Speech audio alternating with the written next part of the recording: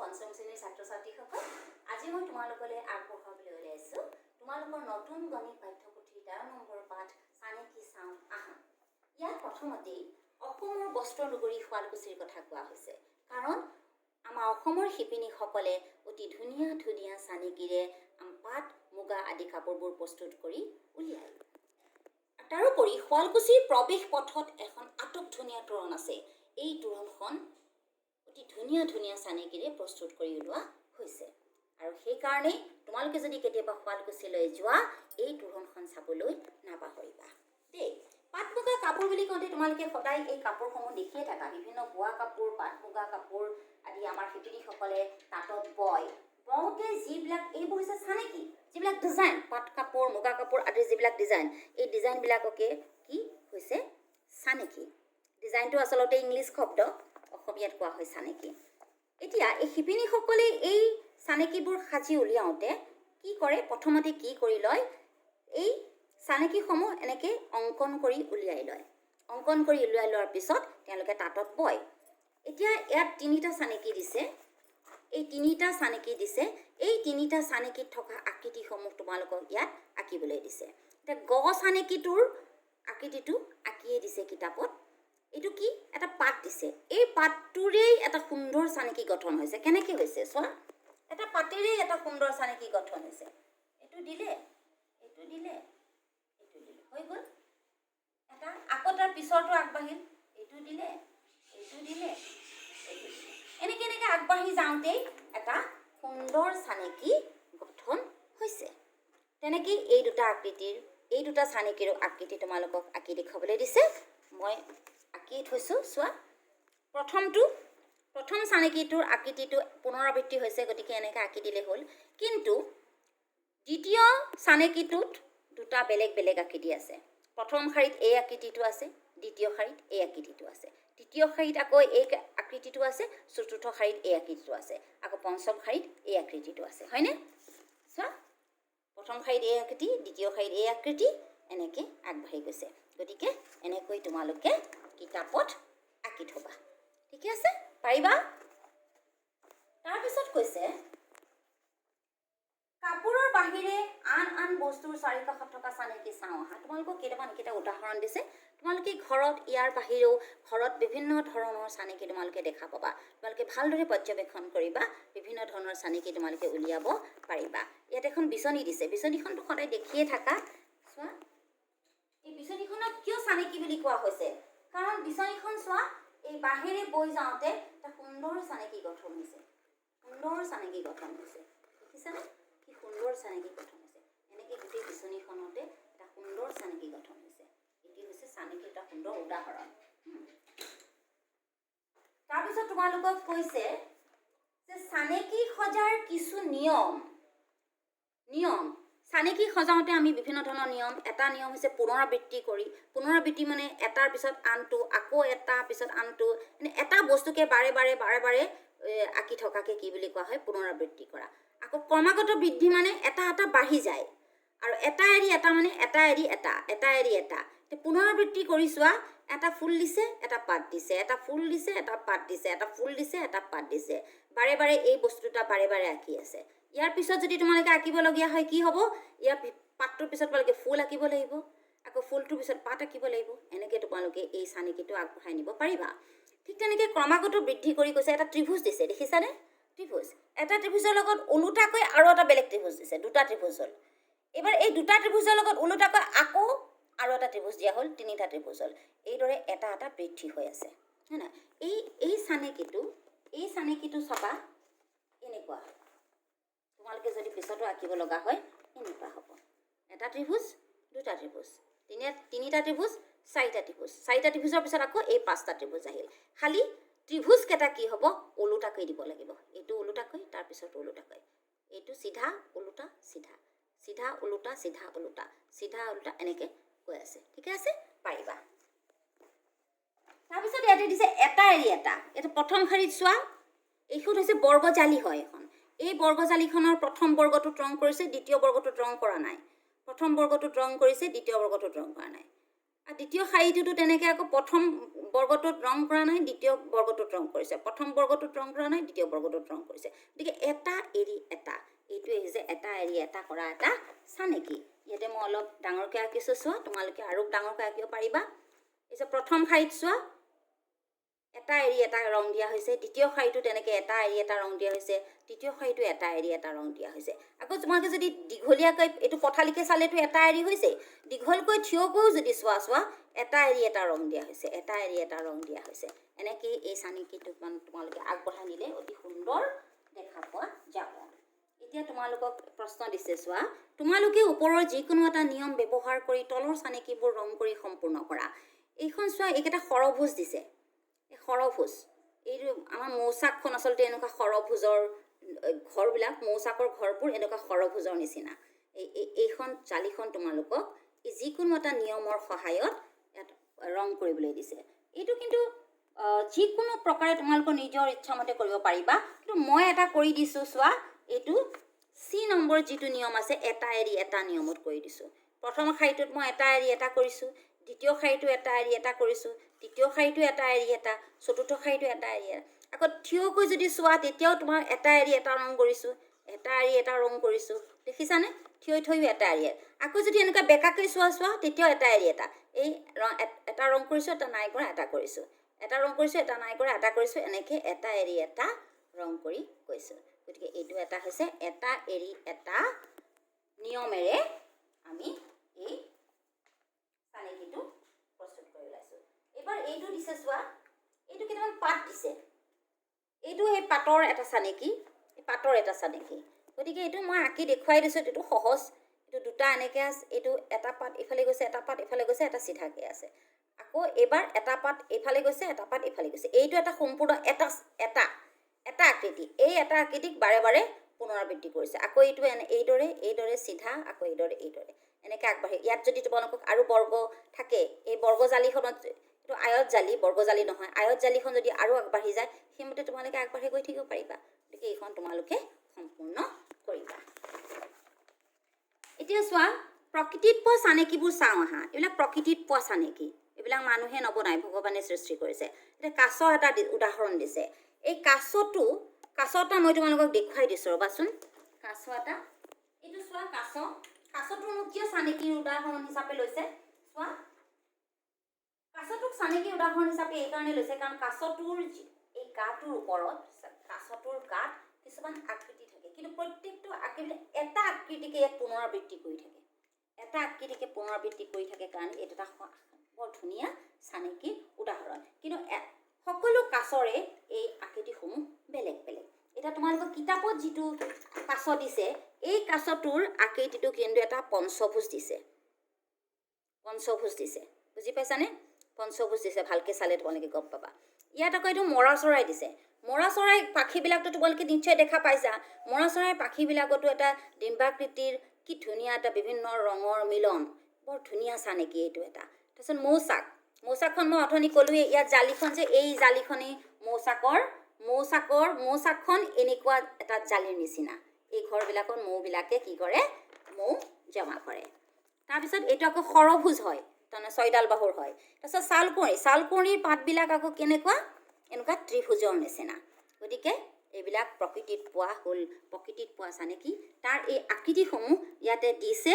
তোমালোকে এই আকৃতিকেইটাৰ কোনটো চানেকিত আছে তোমালোকে উলিয়াব লাগে। এইটো হৈছে সৰভোজ দিছে, সৰভোজ হ'লে এইটো কি হ'ব?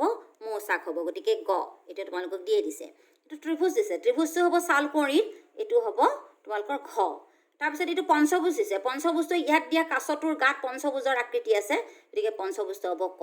তাৰপিছতে ডিম্বাকৃতিটো আছে মৰা চৰাইৰ গাত থকা পাখীবিলাকত এই কি ধুনীয়াকৈ ৰঙৰ মিলন ঘটে ডিম্বাকৃতিত, এই ডিম্বাকৃতিটো হ'ব মৰা চৰাইৰ আকৃতি, এইটো খ। পাৰিবা? বিভিন্ন নিৰ্মাণ কাৰ্যত আমি কেনেধৰণৰ চানেকি দেখা পাওঁ মন কৰা। এতিয়া বিভিন্ন ধৰণৰ চানেকি দিছে, আৰু বেছি বিভিন্ন ধৰণৰ চানেকি তোমালোকে উলিয়াবা। ইয়াতে দলং, এয়া খিৰিকীৰ গ্ৰিল, এটা ডিজাইন, গহনা, এইবিলাক টাইলছ, এই বিভিন্ন ধৰণৰ এনেকৈ দিছে। গতিকে তোমালোকে ইয়াতকৈ বেছি তোমালোকে চানেকি উলিয়াব পাৰিবা, তোমালোকে ভালদৰে মন কৰি চাবা। এতিয়া কি কৈছে চোৱা, তোমাৰ চাৰিওফালে ক'ত কি বস্তুত চানেকি দেখিছা তাৰ তালিকা এটা প্ৰস্তুত কৰা। এতিয়া ইমান দেৰি চানেকি বুজি পাইছা, গতিকে তোমালোকে কেনেকুৱা কেনেকুৱা চানেকি তোমালোকে দেখা পোৱা সদায় তাৰে নামবিলাক লিখিব লাগিব আৰু চানেকিৰ নমুনাটো দিব লাগিব। ধৰা এতিয়া মই কৈছোঁ, ধৰা গামোচা।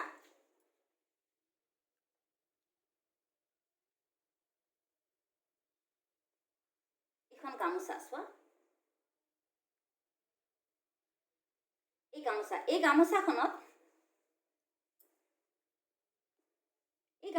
চোৱা ঢোল, ফুল, ঢোল, ফুল, ঢোল, ফুল, এনেকেই এটা আকৃতি কেনেকৈ আগবঢ়াই পুনৰাবৃত্তি কৰিছে, পুনৰাবৃত্তি কৰি এটা সুন্দৰ চানেকি গঠন হৈছে। এয়া হৈছে আমাৰ শিপিনীসকলে বোৱা গামোচা। মই এই আকৃতিটো এতিয়া তোমালোকে ইয়াত যে লিখিব দিছে বস্তুৰ নাম, গামোচা লিখিব পাৰা। গামোচা লিখি চানেকিটো কেনেকৈ আঁকি দিবা, এনেকৈ তোমালোকে আকৃতিটো আঁকি দিবা। এনেকৈ আকৃতিটো তোমালোকে অকল এইটোৱে যে আঁকিব লাগিব কথা নাই, এইটো মই দেখুওৱা গামোচাখনতহে আকৃতিটো আছে। তোমালোকৰ ঘৰত যিবিলাক গামোচা আছে তাৰ আকৃতিটো বেলেগো হ'ব পাৰে, সেইমতে তোমালোকে আকৃতিটো এনেকৈ আঁকি দিবা, কাৰণ এই আকৃতিটোকে বাৰে বাৰে পুনৰাবৃত্তি কৰিছে। তাৰপিছতে তোমালোকে আৰু বহুত বস্তু ল'ব পাৰা। মই দুটা বস্তু দেখুৱাইছোঁ, এই নিম পাত দেখুৱাব পাৰা, নিম গছৰ পাত। চোৱা এইটো কেনেকুৱা সুন্দৰ চানেকি, চোৱা পাতবোৰ কেনেকৈ ইফালে এটা গৈছে ইফালে এটা পাতে এটা ধৰণৰ পাতে ইফালে গৈছে এটা ইফালে, এটা সুন্দৰ চানেকি নহয় জানো। গতিকে এইটো ধৰা তোমালোকে যদি আঁকিবলগীয়া হয়, এতিয়া তোমালোকে নিম গছৰ পাত বুলি দিলা, দিলে বস্তুৰ নাম নিম গছৰ পাত বুলি দি তোমালোকে ইমান গোটেইখিনি আঁকিব নালাগে, সৰুকৈ অকণমান এনেকৈ আঁকি দিলা আকৃতিটো। এনেকৈ তোমালোকে বিভিন্ন ধৰণৰ বস্তুৰ নাম আৰু আকৃতি আঁকি এখন তালিকা তোমালোকে সম্পূৰ্ণ কৰিবা। ঠিক আছে, এইবাৰ দিছে তোমালোকক আমি দেখা পোৱা চানেকিবোৰত গণিত লুকাই থাকে, আনহাতে গণিতত বিভিন্ন চানেকি পোৱা যায়। চানেকিবোৰৰ সৈতে গণিতৰ সম্পৰ্ক চাওঁ আহা। ইয়াত এটা চানেকি দিছে, এই চানেকিটোৰ লগত এটা গণিতৰ সম্পৰ্ক আছে। চাওঁ আহাচোন আমি কি দিছে। প্ৰথমতে দিছে দুটা বৃত্ত দিছে। এই দুটা বৃত্তত আকৌ কি কৰিছে, বাওঁফালে এটা বৃত্ত, সোঁফালে বৃত্ত এটা, তলত এটা বৃত্ত দিলে। আকৌ এইটো বৃত্ত, এই পাঁচটা বৃত্ত হ'ল, পাঁচটা বৃত্তটো আকৌ কি কৰিছে, এই পাঁচটা বৃত্তৰ আকৌ বাওঁফালে এটা বৃত্ত, সোঁফালে এটা বৃত্ত, তলৰ ফালে এটা বৃত্ত, এনেকৈ এই চানেকিটো আগবাঢ়ি বাঢ়ি গৈ থাকিব। ঠিক তেনেকৈ তাৰ পিছত কি হ'ব কোৱাচোন।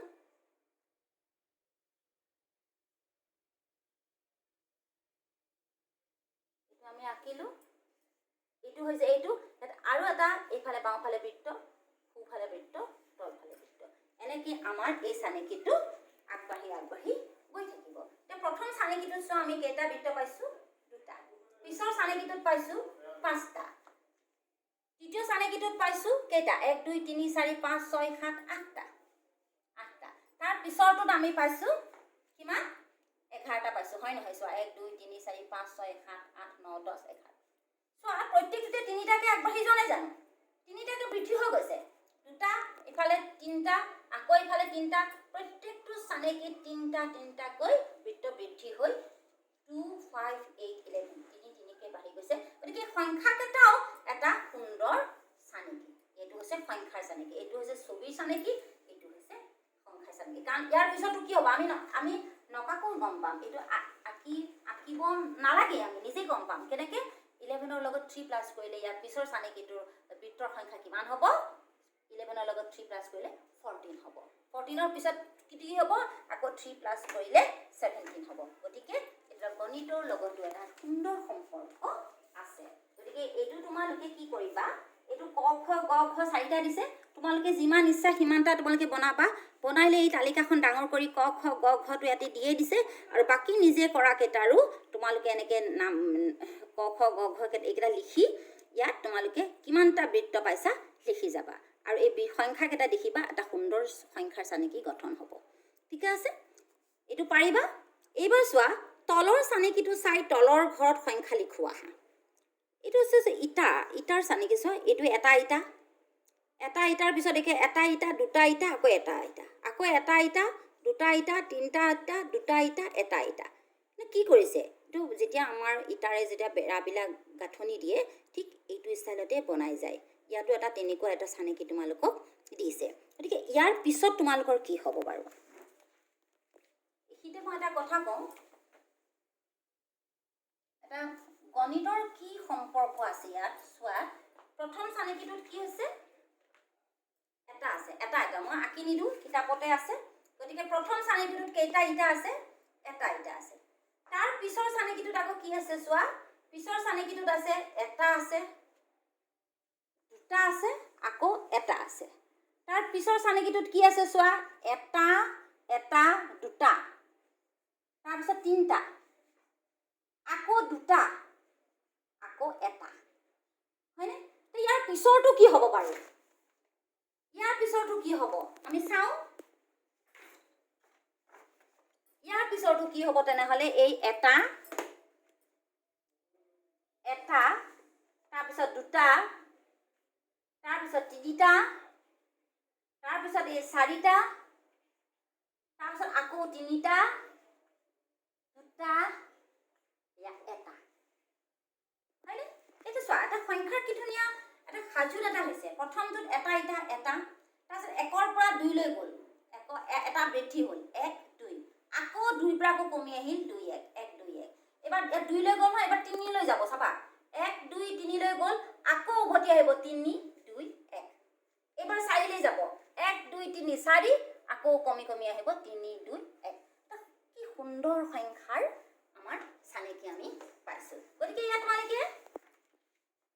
তোমালোকে নিজেই তোমালোকে ইয়াৰ পিছৰ ইটাৰ গাঁথনিটো কিমান হ'ব তোমালোকে এতিয়া তোমালোকে আঁকিব নলগাকৈ তোমালোকে নিজে তোমালোকে সংখ্যাৰ চানেকিটো ওলাব পাৰিবা ইয়াৰ পিছৰটো কিমান হ'ব তেনেহ'লে ওৱান ইয়াতো চাৰিলৈ গৈছে ইয়াত এবাৰ কিহলৈ যাব ফাইভলৈ যাব 1 2 3 4 5 আকৌ কমাই দিব লাগিব ফাইভৰ পিছত 4 3 2 1 এনেকৈ গতিকে এইটোত কেইটা ইয়াত কেইটা ইটা আছে এটা ইয়াত কেইটা এটা আছে 1 3 4টা আছে ইয়াত কেইটা আছে 3 3 3 6 7 8 9টা আছে ইয়াত কেইটা আছে 9টা এইখিনিলে 9টা হ'ল 1 3 6 4 9 6 4 10 11 12 13 14 15 16টা আছে আকৌ ইয়াত কেইটা আছে এটা 3 3 6 4 10 15 16 17 18 19 20 21 22 23 24 25 আকৌ ইয়াতো এটা সুন্দৰ আমি কি পালো কেনেকুৱা সুন্দৰ চোৱা 1 4 9 16 25 পালা ইয়াতো আকৌ 1 ৰ লগত 3 প্লাস হয় 4 হৈছে 3 লগত তুমি 2 বঢ়াই দিয়া 5 4 ৰ লগত 5 প্লাস হয় 9 হৈছে 5 ৰ লগত 2 বঢ়াই দিয়া 7 9 ৰ লগত 7 প্লাস হয় 16 হৈছে 7 ৰ লগত আৰু 2 বঢ়াই দিয়া 9 16 ৰ লগত 9 প্লাস কৰিলে 25 হ'ব গতিকে এটা সুন্দৰ সংখ্যাৰ চানেকি আমি পাইছো গতিকে এটা এটা সুন্দৰ চানেকিৰ উদাহৰণ এতিয়া পাৰিবা ইয়াত তোমালোকে এতিয়া এইটো তোমালোকে আৰু এনেকৈ ইটাৰ গাঁথনি তোমালোকে নিজে বনাবা বনালে এই তালিকাখনত তোমালোকে ক খ গ ঘ এনেকৈ নাম দি ইটাৰ সংখ্যাকেইটা লিখি যাবা পাৰিবা তাৰ পিছৰটো চোৱা এইবাৰ কিন্তু আমাৰ চিত্ৰ ঘূৰ্ণনৰ ওপৰত আহিল চিত্ৰ ঘূৰ্ণন তোমালোকে ইতিমধ্যে তোমালোকে 9 নম্বৰ পাঠ সমমিতিত কিন্তু পাইছা হয়নে গতিকে এতিয়া আমি এই চিত্ৰ ঘূৰ্ণনৰ ওপৰত মই তোমালোকক এটা ধুনীয়া টিএলএমৰ সহায়ত শিকাই দিম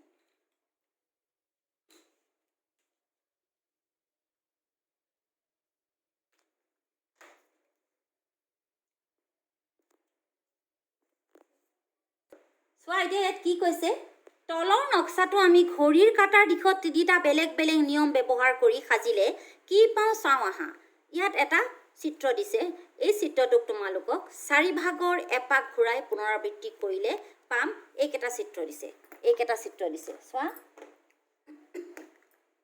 প্ৰথমটো কি আছে ৰঙাটো এইখিনিতে আছে তাৰ পিছত ৰঙাটো এইখিনিত আছে তাৰ পিছত ৰঙাটো এইখিনিত আছে তাৰ পিছত ৰঙাটো তোমালোকৰ এইখিনিত আছে হয়নে গতিকে এতিয়া কেনেকেনো পাইছে চোৱা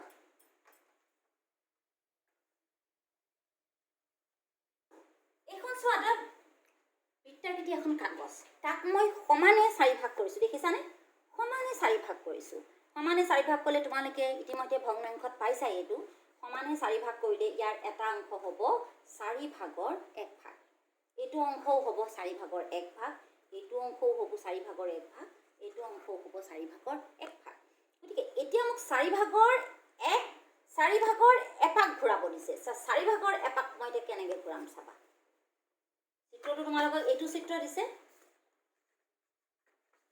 প্ৰথমতে তোমালোকৰ ৰঙাটো এনেকৈ আছে হয়নে, এইটো এনেকৈ আছে, মই এনেকৈ ল'লোঁ।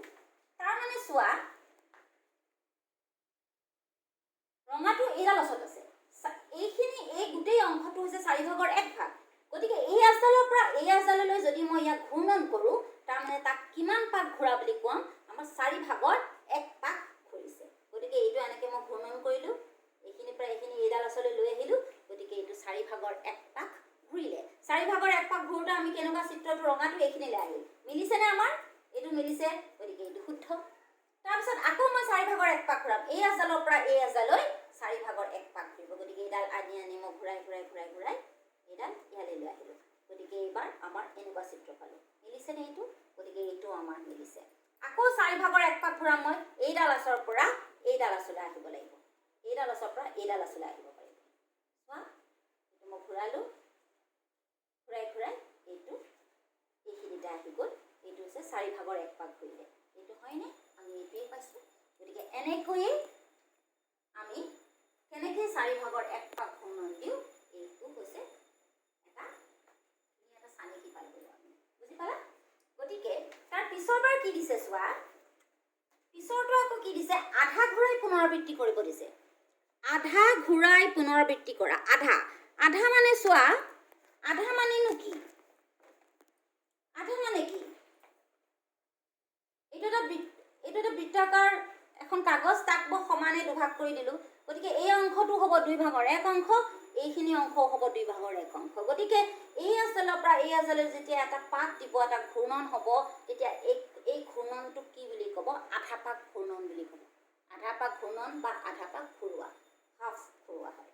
2 ভাগৰ 1 পাক বুলিও ক'ব পাৰি, আধা পাক বুলিও ক'ব পাৰি। গতিকে ইয়াত এই চিত্ৰটো এতিয়া মই ঘূৰাম। কিতাপত আমাৰ কেনেকুৱা দিছে চিত্ৰকেইটা? কিতাপত চোৱা চিত্ৰটো, প্ৰথমতে চিত্ৰটো দিছে, প্ৰথমতে তোমালোকক চিত্ৰটো দিছে এনেকুৱা। প্ৰথমতে ৰঙাটো এইফালে আছে, তাৰ পিছৰটোত আকৌ এইফালে আছে, তাৰ পিছৰটোত আকৌ এইফালে আছে, তাৰ পিছৰটোত আকৌ এইফালে আছে। এটা এইটো ওলোটাকৈ বাৰে পুনৰাবৃত্তি হৈ গৈ আছে। এতিয়া চোৱা আমি হয় এইটো পাওঁ নাপাওঁ চাওঁ। এইখন আমি কাগজখন, চিত্ৰটো ৰঙাটো আমি এইডাল ওচৰত থলোঁ। গতিকে আধা পাক ঘূৰ্ণন কৰিম। আধা পাক মই ঘূৰালোঁ, ঘূৰাই আধা পাক ঘূৰাবলৈ হ'লে এই আঁচডালত ৰঙাটো আহি যাব লাগিব, এইফালে আহি গ'ল। আহিলনে? এইটোৰ পৰা এইটো পালোঁ, আমাৰ শুদ্ধ হৈছে। এবাৰ আকৌ আধা পাক ঘূৰাবলৈ হ'লে এই আঁচডালৰ পৰা এই আঁচডাললৈ ঘূৰ্ণন কৰিব লাগিব। আমি ঘড়ীৰ কাটাৰ দিশত এনেকৈ ঘূৰ্ণন কৰোঁতে এইবাৰ আমি এইটো পালোঁ। আকৌ যদি মই আধা পাক ঘূৰাওঁ, তেতিয়াহ'লে এইটো আকৌ এই আঁচডাললৈ আহোঁতে এনেকুৱা হ'ব, এইটো পালোঁ। আমাৰ গোটেইকেইটা শুদ্ধ হৈছে। এয়াই হৈছে ঘূৰ্ণন, বুজি পাইছা? কিন্তু এইবাৰ তোমালোকক কৈছে 4 ভাগৰ 3 ভাগ ঘূৰাই পুনৰাবৃত্তি কৰিব দিছে।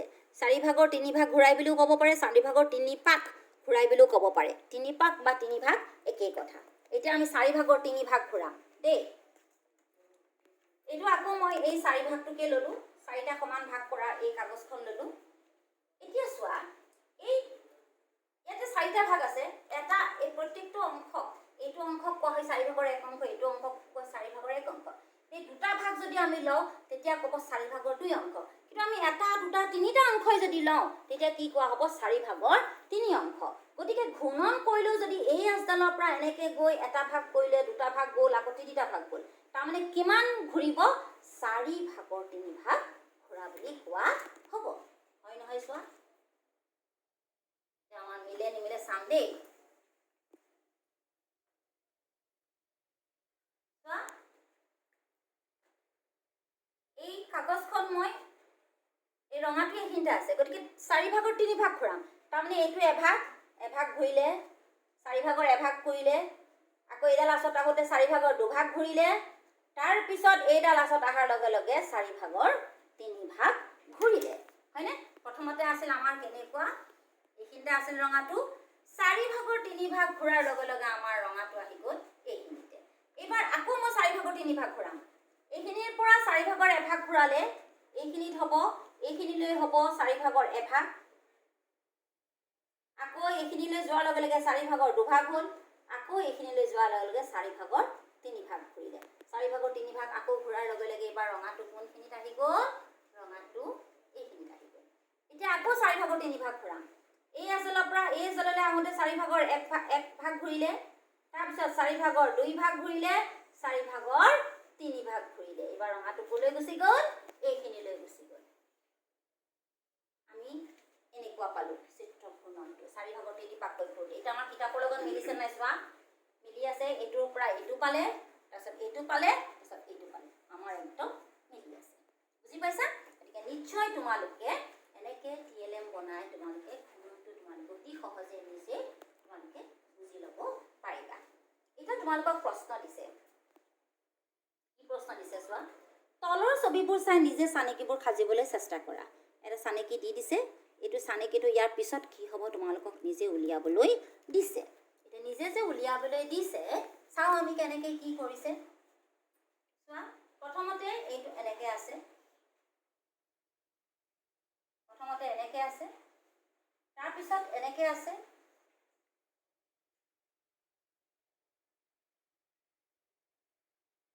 তাৰপিছত আছে এনেকৈ। হয়নে? কিনো হৈছে আচলতে? কেনেকৈ কৰিছে? আমি এইটো নোলোৱাকৈ আমি চাওঁ, আমি পাওঁ নেকি? প্ৰথমতে তাৰমানে কাৰ্ভকেইডাল এইটো ষ্টাইলত আছে, তাৰপিছত আকৌ তাৰপিছত এইটো এনেকৈ গ'ল, তাৰপিছৰটো আকৌ এনেকৈ আহিল। তাৰমানে কি হৈছে চোৱা, এইটো যদি মই সমানে 4 ভাগ যদি কৰোঁ, সমানে যদি 4 ভাগ কৰোঁ, 4 ভাগ কৰিলে এইটো তাৰ মাজত এই এটা ভাগৰ মাজত আহি গ'ল। তাৰমানে এটা ভাগক আকৌ দুভাগ কৰিছে। তেনেকৈ তাৰমানে তাৰ চিনটো ইয়াৰ পৰা ইয়াত গ'ল, ইয়াৰ পৰা ইয়াত গ'ল, ইয়াৰ পিছত তেনেহ'লে ইয়াত আহিব, ইয়াৰ পৰা ইয়াত আহিব, আকৌ ইয়াৰ পৰা ইয়াত আহিব, ইয়াত আহিল, ইয়াৰ পৰা ইয়াত আহিব, ইয়াৰ পৰা ইয়াত যাব। তাৰমানে কেইটা সম্পূৰ্ণ ভাগ হ'ল? 1 2 3 4 5 6 7 8টা ভাগ হ'ল। হয়নে? গতিকে হয় নহয়? চোৱা, এইটো চোৱা, এই কাগজখনক মই সমানে 8টা ভাগ কৰিছোঁ। 1 2 3 4 5 6 7 8। এতিয়া এই প্ৰতিটো ভাগক কি বুলি কোৱা হয়? 8 ভাগৰ 1 অংশ। আৰু এই প্ৰতিটো ভাগৰ এডাল অচৰ পৰা এডাল অচলৈ যদি আমি ঘূৰ্ণন কৰোঁ, তে তাক হ'ব 8 ভাগৰ 1 ভাগ বা 8 ভাগৰ এপাক ঘূৰিছে। ইয়াৰ পৰা ইয়ালৈ আহিলেও ক'ব 8 ভাগৰ 1 পাক ঘূৰিছে। গতিকে 8 ভাগৰ 1 পাককৈ ঘূৰাইলে আমি এইদৰে পাম নাপাম আমি চাম।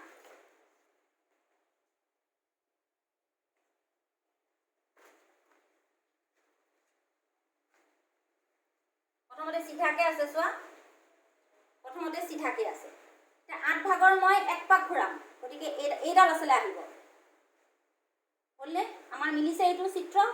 8 ভাগৰ 1 পাক ঘূৰিলে, তাৰপিছত আমি আকৌ 8 ভাগৰ 1 পাক ঘূৰাওঁতে এইডাল আচলতে আহিল, চিধা হৈ গ'ল, মিলি গৈছে। তাৰপিছত আমাৰ কি হ'ব? তাৰপিছত এনেকুৱা হ'ব। তাৰমানে এইডালৰ পৰা এইডালত আহিব। তাৰমানে কেনেকুৱা হ'ব? এনেকুৱা হ'ব। তাৰপিছত কেনেকুৱা হ'ব?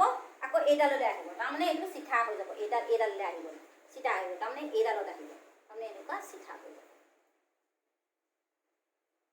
বুজি পাইছা? তোমালোকক দুটা আঁকিব দিছে। ইয়াৰ পিছত চানেকিটো আমি এনেকৈয়ে পাম। পাৰিবা? তাৰপিছত তোমালোকক দিছে এম দিছে। এমটোনো কেনেকৈ বাৰু ঘূৰিছে, কি হিচাপত বাৰু ঘূৰ্ণন হৈছে দেখি চাগে তোমালোকে গমেই পাইছা। হয়নে? এমটো প্ৰথমতে এনেকৈ আছে, তাৰপিছত এনেকৈ আছে, তাৰপিছত এনেকৈ আছে। ভালকৈ চোৱাচোন, এমটো তাৰমানে এটা এনেকৈ আছে, এটা এনেকৈ আছে, তাৰপিছৰটো এনেকৈ আছে। তাৰমানে তোমাক যদি 4টা ভাগ যদি কৰা, তেনেহ'লে 4 ভাগৰ 1 পাককৈ ঘূৰিছেনে? এমটো এইফালে 4 ভাগৰ 1 পাক ঘূৰিলে, আকৌ 4 ভাগৰ 1 পাক ঘূৰোঁতে এইফালে আহিল। আৰু 4 ভাগৰ 1 পাক ঘূৰিলে কেনেকুৱা হ'ব? এনেকুৱা হ'ব। হয়নে? আমি চাই লওঁ। চোৱা, এইটো এম।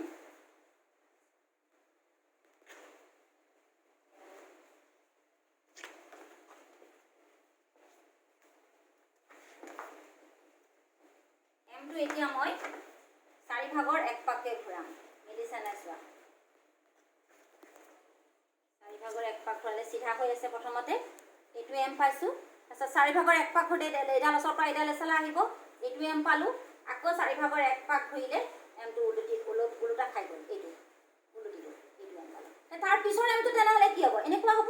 এই 4 ভাগৰ 1 পাক ঘূৰিলে এইটো এনেকুৱা হ'ব। তাৰমানে তাৰ পিছৰটো কি হ'ব? তাৰ পিছৰটো এনেকুৱা হ'ব। আৰু তাৰ পিছৰটো কেনেকুৱা হ'ব? আকৌ এনেকৈ 4 ভাগৰ 1 পাক ঘূৰিলে বা চিধা হৈ গ'ল। পাৰিবা? এনেকৈ তোমালোকে চিত্ৰ ঘূৰ্ণন দিব পাৰিবা। তাৰপিছত এটা ফুল দিছে, এটা নিজেই কৰিবা। তথাপি ফুলটো মই দেখুৱাই দিছোঁ বাৰু। ফুলটো তোমালোকে চোৱা, এইটো এনেকৈ আছে। এইটো তোমালোকৰ কিমান পাককৈ ঘূৰিছে তোমালোকে নিজে উলিয়াবা। ফুলটো এবাৰ এনেকৈ আছে, তাৰপিছত এনেকৈ গ'ল, হয় নহয়? চোৱা কিতাপৰ লগত। প্ৰথমতে ফুলটো এনেকৈ আছে, তাৰপিছত ফুলটো এনেকুৱা হৈ গ'ল, তাৰপিছত ফুলটো এনেকুৱা হৈ গ'ল। তাৰপিছত তেনেহ'লে কিমান পাককৈ ঘূৰিলে? 4 ভাগৰ 1 পাককৈ ঘূৰিলে নে? তাৰ পিছৰটো কেনেকুৱা হ'ব? এনেকুৱা হ'ব, আৰু তাৰ পিছৰটো এনেকুৱা হ'ব। গতিকে এইটো তোমালোকে নিজে কৰিবা, আৰু এইটো কিন্তু সম্পূৰ্ণ তোমালোকে নিজে কৰিব লাগিব দেই। গতিকে আজি মই তোমালোকক এই চিত্ৰ ঘূৰ্ণনলৈকেই মই থলোঁ। পিছৰ খণ্ডত মই তোমালোকক ইয়াৰ পিছৰখিনি শিকাম। গতিকে তোমালোকক যিখিনি কৰিবলৈ দিলোঁ সেইখিনি তোমালোকে ধুনীয়াকৈ কৰিবা। আৰু যদি কিবা সুধিবলগীয়া থাকে, কিবা যদি তোমালোকৰ মই শিকোৱাখিনি তোমালোকৰ কিবা আসোঁৱাহ থাকে, তেনেহ'লে তোমালোকে মোক এই মোৰ হোৱাটছএপ নম্বৰত মোক ফোন কৰি সুধিব পাৰিবা।